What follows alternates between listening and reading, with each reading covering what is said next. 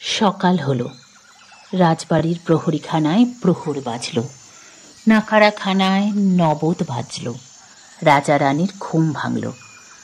রাজা সোনার ভৃঙ্গারে স্ফটিক জলে মুখ ধুয়ে রাজবেশ সঙ্গে পরে রাজ দরবারে নেমে গেলেন।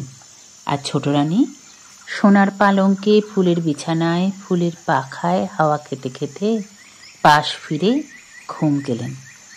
আর বড় রানী কি করলেন? ভাঙা ঘরে সোনার রোদ মুখে পড়ল। রানী উঠে বসলেন। এদিক দেখলেন, ওদিক দেখলেন, এপাশ দেখলেন, ওপাশ দেখলেন, বানর নেই।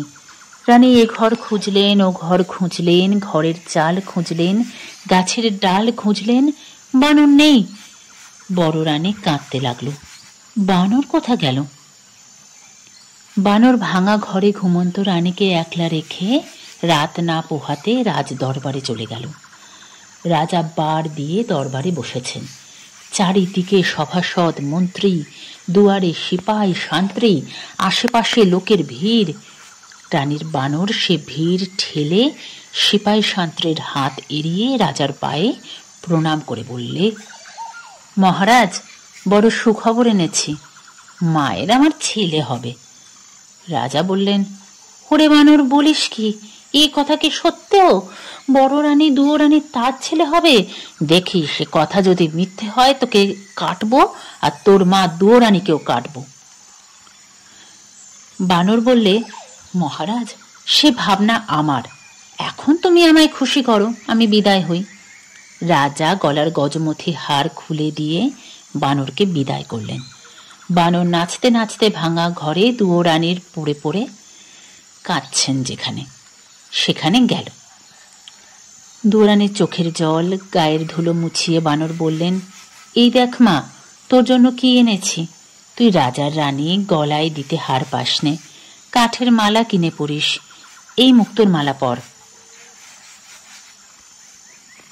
রানী বানরের হাতে গজমতি হার দেখে বললেন, এই হার তুই কোথায় পেলি? এই যে রাজার গলার গজমতি হার, যখন রানী ছিলুম রাজার জন্য গেঁথেছিলুম। কোথায় পেলি তুই এই হার? বল বানর, রাজা কি এই হার ফেলে দিয়েছেন? রাজপথে কুড়িয়ে পেলি? বানর বললে, না মা, কুড়িয়ে পাইনি। তোর হাতে গাঁথা রাজার গলার গজমতি হার কি কুড়িয়ে পাওয়া যায়? রানী বললেন, তবে কি রাজার ঘরে চুরি করলি? বানর বলে, ছি ছি মা, চুরি কি করতে আছে? আজ রাজাকে সুখবর দিয়েছি, তাই রাজা হার দিয়ে খুশি করেছেন। রানী বললেন, ওরে বাছা, তুই যে দুঃখী সন্তান, বনের বানর, ভাঙা ঘরে দুঃখিনীর কোলে শুয়ে রাজাকে দিতে কি সুখের সন্ধান পেলি যে রাত পোহাতে না পোহাতে রাজবাড়ি ছুটে গেলি? বানর বললে, মা, আমি স্বপ্ন পেয়েছি আমার যেন ভাই হয়েছে, তোর কোলে খোকা হয়েছে। সেই খোকা যেন রাজ সিংহাসনের রাজা হয়েছে, তাই ছুটে রাজাকে খবর দিতে গেলুম। রাজা মহাশয়, মায়ের খোকা হবে, তাইতে তো রাজা খুশি হয়ে গলার হার দিলেন। রানী বললেন, ওরে রাজা, আজ শুনলেন ছেলে হবে, কাল শুনবেন মিছে কথা। আজ রাজা গলায় দিতে হার দিলেন, কার যে মাথা নিতে হুকুম দেবেন। হায় হায়, কি করলি? এক মুঠো খেতে পাই, এক পাশে পড়ে থাকি, তবু বছর গেলে রাজার দেখা পাই, তুই আমার তাও ঘোচালি। ওরে তুই কি সর্বনাশ করলি? মিছে খবর কেন রটালি? এ জঞ্জাল কেন ঘটালি? বানর বললে, মা, তোর ভয় কি? ভাবিস কেন? এই 10 মাস চুপ করে বসে থাক, সবাই জানুক বড় রানীর ছেলে হবে।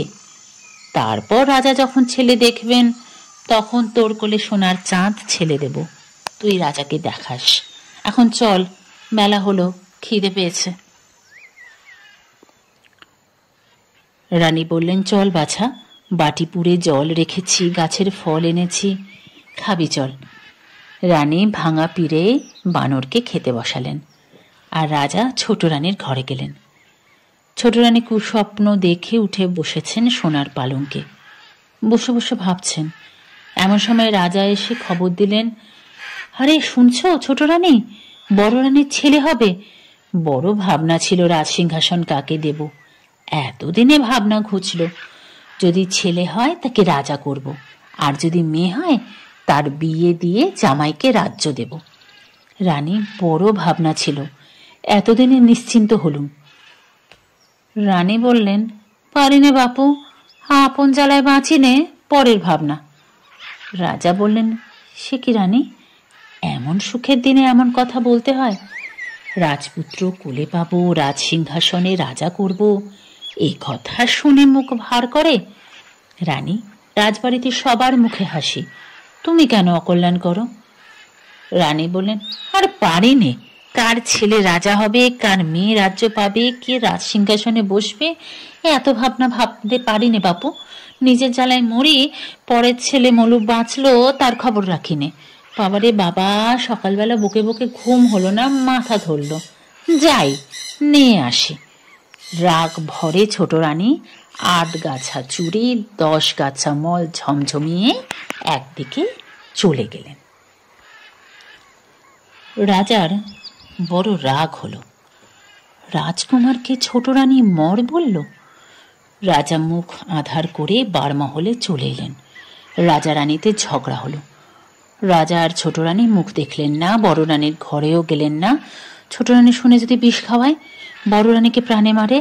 রাজা বারমহলে একলা রইলেন। 1 মাস গেল, 2 মাস গেল, 2 মাস গিয়ে 3 মাস গেল। রাজা রানীর ভাব হলো না। ঝগড়ায় ঝগড়ায় 4 মাস কাটল। 5 মাসে দুয়োরানীর পোষা বানর রাজার সঙ্গে দেখা করলে। রাজা বললেন, কি হে বানর, খবর কি? বানর বললেন, মহারাজ, মায়ের বড় দুঃখ, মোটা চালের ভাত মুখে রোচে না, মা আমার না খেয়ে খেয়ে কাহিল। রাজা বললেন, এ কথা তো আমি জানি না। মন্ত্রীবর, যাও, এক্ষুনি সরু চালের ভাত 50 ব্যঞ্জন সোনার থালে সোনার বাটিতে বড় রানীকে পাঠিয়ে দাও। আজ থেকে আমি যা খাই বড় রানীও তাই খাবেন। যাও মন্ত্রী, বানরকে 1000 মোহর দিয়ে বিদায় করো। মন্ত্রী বানরকে বিদায় করে রান্নাঘরে গেলেন, আর রানীর বানর মোহরের তোড়া নিয়ে রানীর কাছে এলো। রানী বললেন, আজ আবার কোথায় ছিলি? এতখানি বেলা হলো, নাইতে পেলুম না, রাঁধবো কখন, খাবো কখন? বানর বললে, মা, তোকে আর রাঁধতে হবে না, রাজবাড়ি থেকে সোনার থালায় সোনার বাটিতে সরু চালের ভাত 50 ব্যঞ্জন আসবে, তাড়াতাড়ি নেমে আয়, আমি নিয়ে আসি। রানী নাইতে গেলেন। বানর 1 মুঠো মোহর নিয়ে বাজারে গেল। 16 থান মোহরে 16 জন ঘরামি নিলে, 16 গাড়ি খড় নিলে, 1600 বাঁশ নিলে, সেই 1600 বাঁশ দিয়ে 16 গাড়ি খড় দিয়ে 16 জন ঘরামি খাটিয়ে চোখের নিমেষে দুয়োরানীর বানর ভাঙা ঘর নতুন করলে। শোবার ঘরে নতুন কাঁথা পাতলে, খাবার ঘরে নতুন পিঁড়ি পাতলে। রাজবাড়ির 16 বামুনে রানের ভাত নিয়ে এলো। 16 মোহর বিদায় পেলে। দুয়োরানী নিয়ে এলেন। এসে দেখলেন নতুন ঘর, ঘরের চাল নতুন, চালের খড় নতুন, মেঝে নতুন কাঁথা, আলনায় নতুন শাড়ি। রানী অবাক হলেন, বানরকে বললেন, বাছা, ভাঙা ঘর দেখে ঘাটে গেলুম, এসে দেখি নতুন ঘর, কেমন করে হলো? বানর বলল, মা, রাজমহাশয় মোহর দিয়েছেন, সেই মোহরে ভাঙা ঘর নতুন করেছি, ছেঁড়া কাঁথা নতুন করেছি, নতুন পিঁড়ে পেতেছি। তুই সোনার থালে গরম ভাত, সোনার বাটিতে তপ্ত দুধ খাবি, চল। রানী খেতে বসলেন। কতদিন পরে সোনার থালায় ভাত খেলেন, সোনার ঘটিতে মুখ ধুলেন, সোনার বাটায় পান খেলেন, তবু মনে সুখ পেলেন না।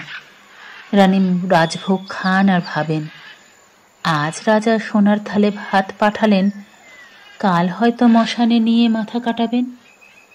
এমনি করে ভয়ে ভয়ে 1 মাস, 2 মাস, 3 মাস গেল। নতুন ঘর পুরনো হলো, ঘরের চাল ফুটো হলো, চালের খড় উড়ে গেল। বানর রাজার সঙ্গে দেখা করলে।